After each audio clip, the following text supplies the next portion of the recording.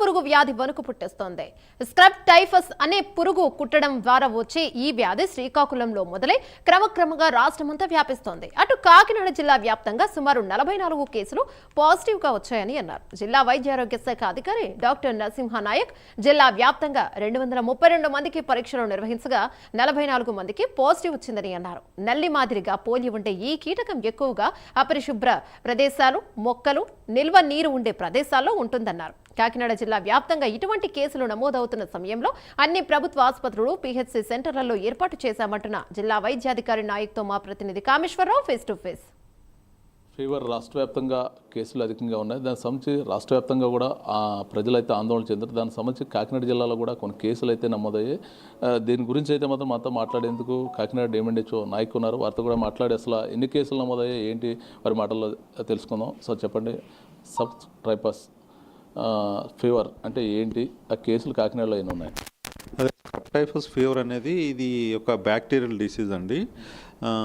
ఒరేషియా సుసుగాముసి అనే బ్యాక్టీరియా వలన మనకి వస్తుందన్నమాట. ఇది మనకి ఒక చిన్న నల్లి లాగా ఉంటుంది. ఇది ఒక చిన్న నల్లి లాగా ఉంటుంది. అది కుట్టడం వల్ల శరీరం మీద నల్లటి దద్దులు ఏర్పడతాయి అన్నమాట. సో దానివల్ల మనకి ఈ స్క్రబ్ టైఫస్ ఫీవర్ అనేది వస్తుందన్నమాట. ఇది మనకి పోయిన నెలలో మనము నవంబర్ నెలలో 232 కేసెస్ మనం ఎగ్జామిన్ చేయడం జరిగింది. జీజీహెచ్లో మనకి గవర్నమెంట్ జనరల్ హాస్పిటల్లోనే వైరాలజీ ల్యాబ్లో పరీక్షలు చేస్తారు ఇవి. సో అక్కడ మనకి 44 కేసులు పాజిటివ్ రావడం జరిగింది.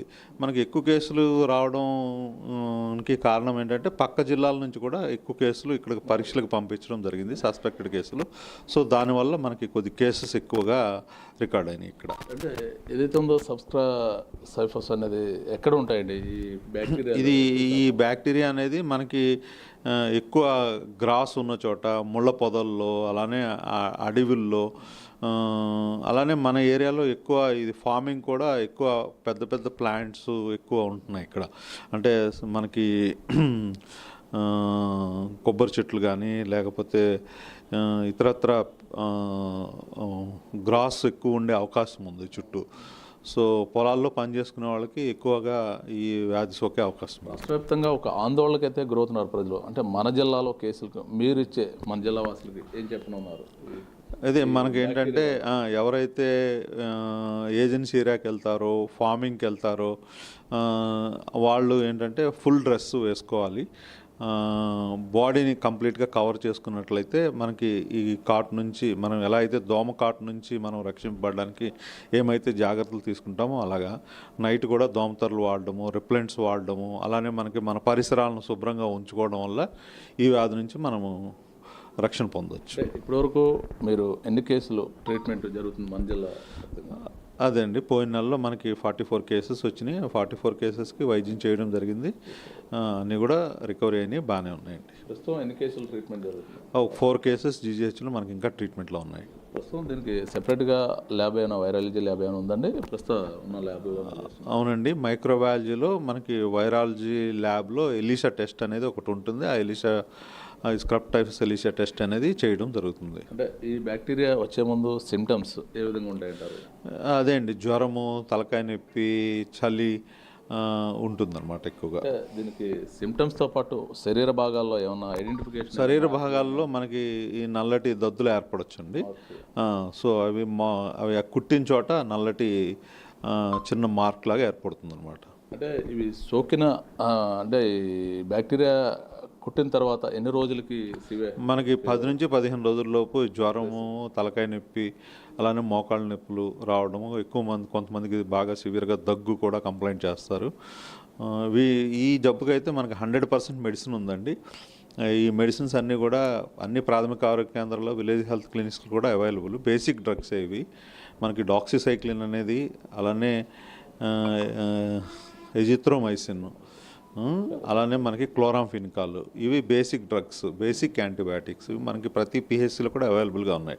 సో ఎవరికైనా డౌట్ ఉన్నట్లయితే ఖచ్చితంగా ట్రీట్మెంట్ అనేది ముందుగా స్టార్ట్ చేయమని కూడా ఇన్స్ట్రక్షన్స్ ఇవ్వడం జరిగింది. ప్రస్తుతం రాష్ట్ర వ్యాప్తంగా ఒక భయాందోళనకు గురవుతున్నారు. అంటే మనం చూసాం కోవిడ్, దాని తర్వాత ఈ బ్యాక్టీరియల్ ఇన్ఫెక్షన్స్. దీనికి సంబంధించి ఎవరన్నా ఆందోళన చెందకుండా ఉండాలంటే మీరు ఇచ్చే అదే అండి మనకి సీజనల్గా కొన్ని డిసీజెస్ వస్తూ ఉంటాయి.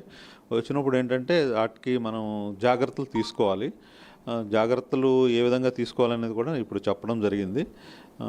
ఏదైనా ఉన్నప్పుడు దాని గురించి తెలుసుకోవడం, సమయానికి సపోజ్ ఇది జ్వరంతో ప్రజెంటేషన్ ఉంటుంది.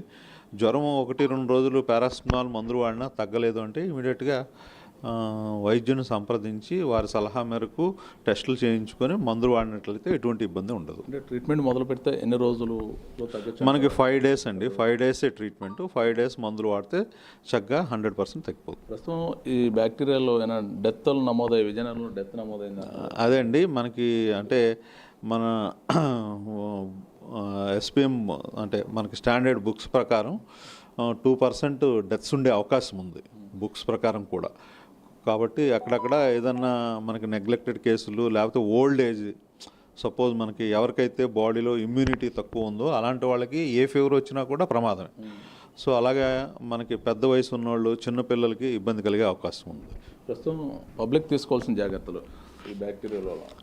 అదే అండి మనకి ఫార్మింగ్కి వెళ్ళేటప్పుడు జాగ్రత్తగా హోల్ బాడీ మొత్తం మనము ఈ స్క్రబ్ టైఫస్ని కుట్టకుండా మనం జాగ్రత్త తీసుకోవాలి. అంటే దీనికి సంబంధించి రాష్ట్ర వైద్య ఆరోగ్య శాఖకు సంబంధించిన ప్రత్యేక ఏర్పాట్లు స్పెషల్ గైడ్ లైన్స్? అదే అండి మనకి ఇక్కడ మనకి జీజీహెచ్లో టెస్టింగ్ ల్యాబ్ అనేది పెట్టడం జరిగింది. దీని గురించి స్పెషల్ అరేంజ్మెంట్ కింద వస్తుంది. అలానే మనకి 180 బెడ్స్ మనకి జీజీహెచ్లో మెడికల్ వార్డులో ఏ రోజన్నా ఏ టైంలో అయినా మనకి అడ్మిట్ చేసుకొని వైద్యం చేయడానికి అవకాశం, ఫెసిలిటీస్ ఉన్నాయండి.